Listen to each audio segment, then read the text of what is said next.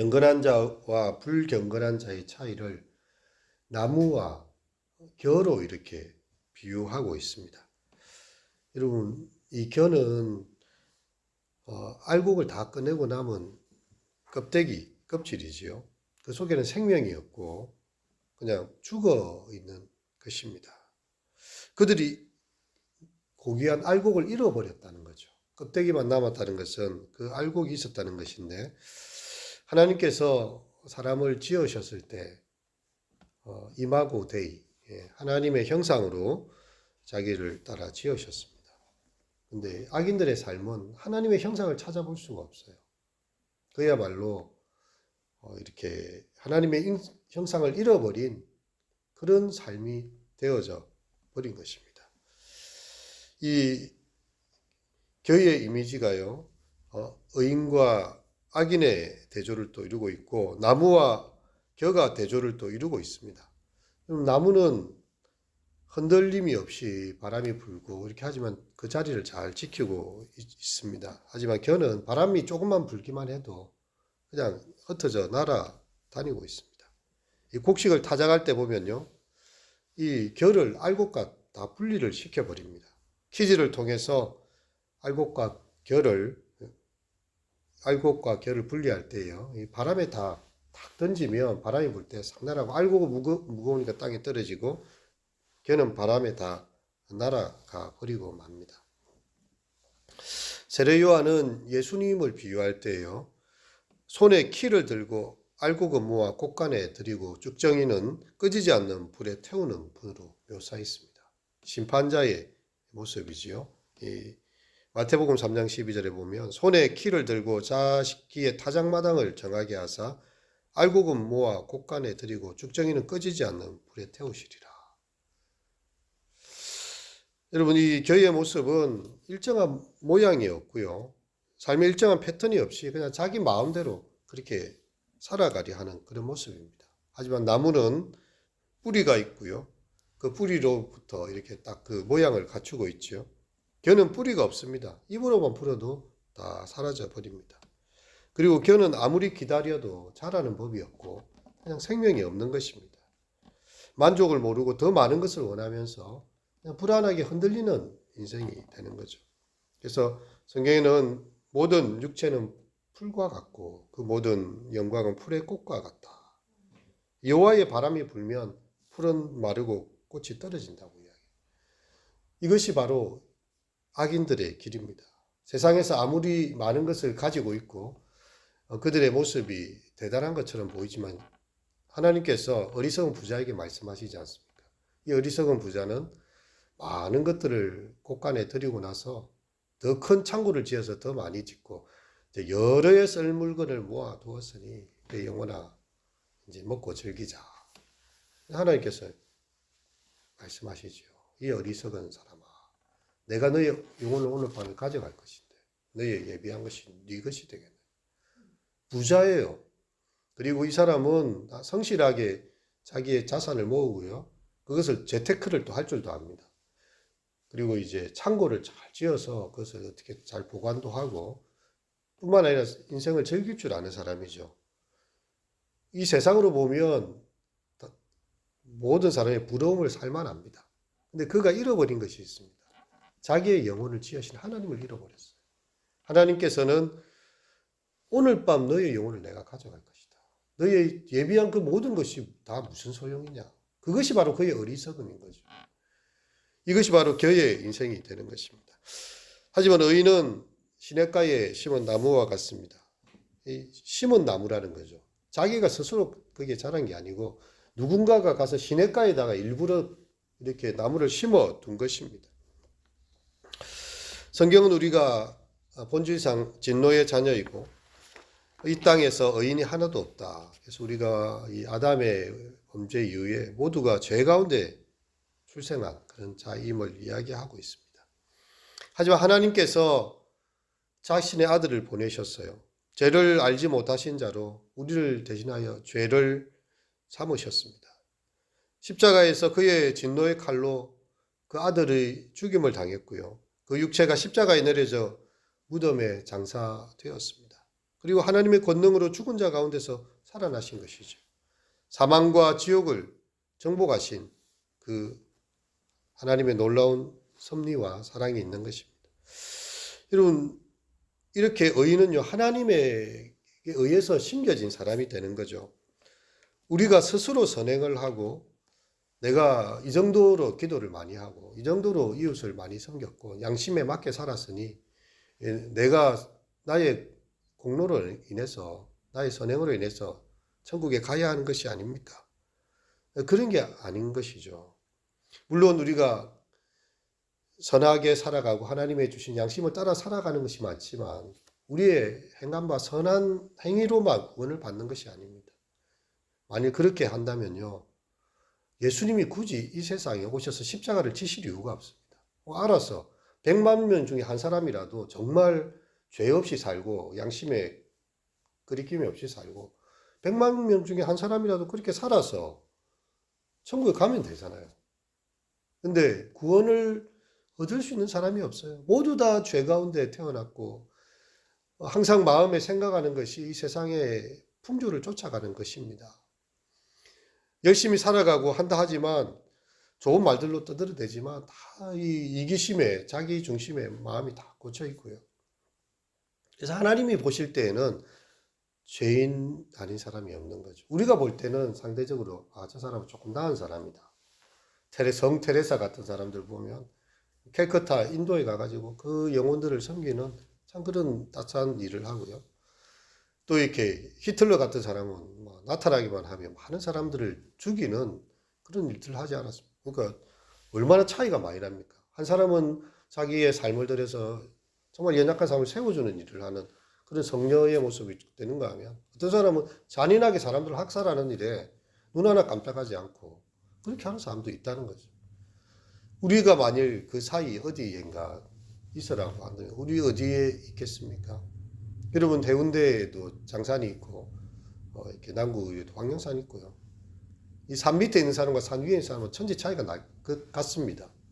하지만 김해공항에서 비행기 뛰고 보면 다 똑같아요. 하나님께서 보실 때 의인이 없다는 거죠. 그래서 하나님은 완전한 의를 원하시는데 모든 율법 10계명을 지켜서 구원을 얻을 만한 사람이 없어요. 계명이 우리를 구원하지 못합니다. 우리를 죄를 깨닫게 하는 거예요. 우리로 하여금 내 부모를 공경하라, 살인하지 말라, 도둑질하지 말라. 쭉 나오다가 제일 마지막에는요, 내 이웃의 것을 탐하지 말라.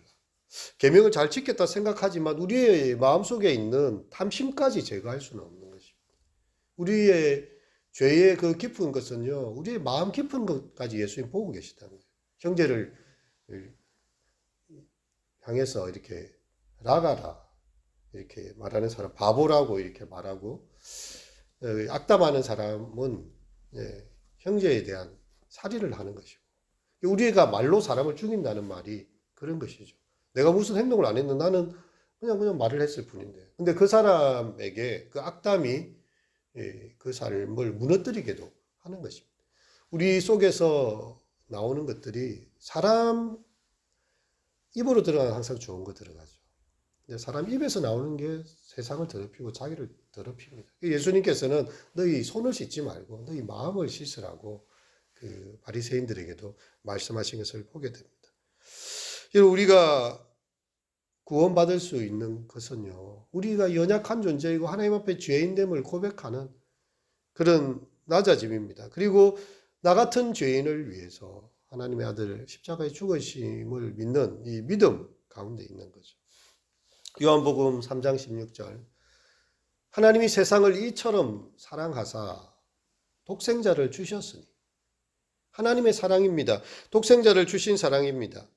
이는 저를 믿는 자마다 멸망하지 않고 영생을 얻게 하려 합니다. 여러분, 성경의 말씀은 그냥 넘어갈 수 있는 사실 말이 아니에요.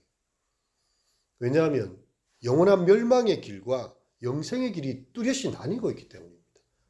시편 1편도 처음부터 복 있는 사람은 시냇가에 심은 나무가 시절을 쫓아 과실을 맺고 그 잎사귀가 마르지 아니한 것 같은 그런 복된 인생을 그려주고 있고요. 악인은 바람에 나는 겨처럼 의인의 회중에 들지 못하고 의인의 길은 여호와께서 인정하시나 악인의 길은 망한다고 이렇게 이야기를 하고 있으니 이 얼마나 엄중하고 무서운 이야기가 되는 것입니까? 여러분, 하나님의 말씀을 즐거워하여 그 율법을 주야로 묵상하는 자, 여러분, 이 말씀이 우리에게 생명을 주고 우리로 복 있는 자의 길을 걷게 합니다. 요한복음에 보면요, 이렇게 예수님 이야기하고 있어요. 너희가 성경에서 영생을 얻는 줄을 알고 성경을 연구하거니와 이 성경은 곧 내게 대하여 정하는 것이라. 여러분, 왜 우리가 다른 책이 아닌 이 성경을 그렇게 중요히 여깁니까? 영생의 길이 여기에 있기 때문입니다. 세상에 그런 자격증을 공부한다든지 뭐 철학을 공부한다든지 자기 교양도 쌓고 뭐 살아가는 데 어떤 도움도 되고 살아가는 삶의 어떤 수단이 되는 것들이지만 성경을 읽는 이유는요, 영생을 얻는 줄을 알고 영원한 생명을 얻는 줄을 알고 읽고 있는데요, 이 성경에서 꼭 보게 돼야 될 것은요, 예수 그리스도를 전가하고 있다는 거죠. 예수님을 발견하지 못한 채 성경을 읽을 수도 있는 것입니다. 이제 이 여호와의 말씀을 율법을 주야로 묵상한다. 이 묵상한다는 단어는요, 정말 여러 가지로 표현이 되는데 이사야 31장 4절에 보면 사자가 먹이를 보고 흐릉대는 소리를 그렇게 표현하고 있습니다. 이 사자가 그 배고픔을 해결하기 위해서 이 먹이를 대하는 것처럼 사람이 그 하나님의 말씀을 그렇게 갈망하고 사모한다는 말이죠.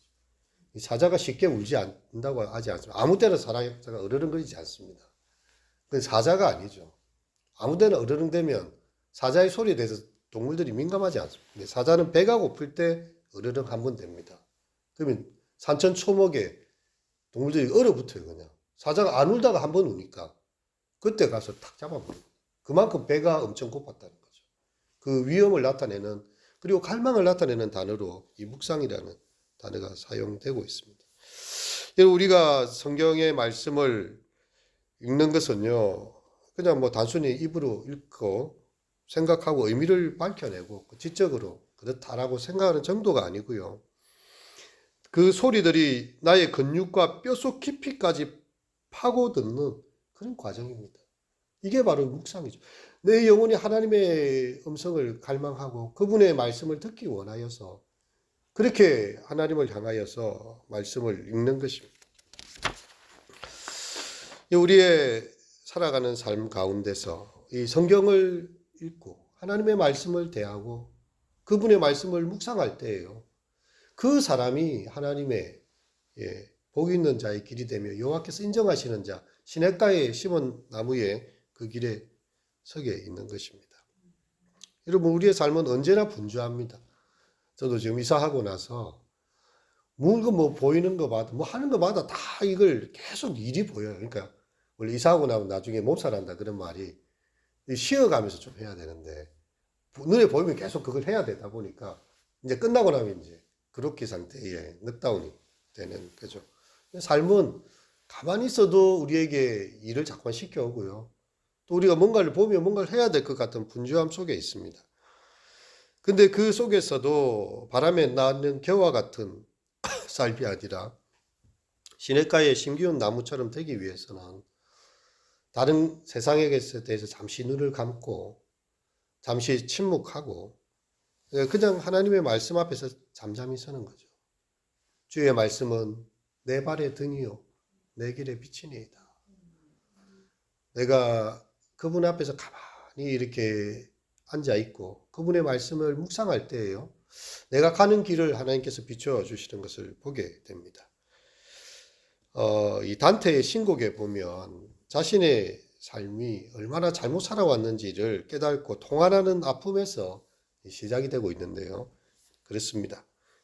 내 인생의 나그네 길 절반, 반 이상의 고비의 올바른 길을 벗어나 살아왔던 내가 갑자기 한순간에 눈을 떴을 때 나는 캄캄한 숲 가운데 있는 자신을 발견했다.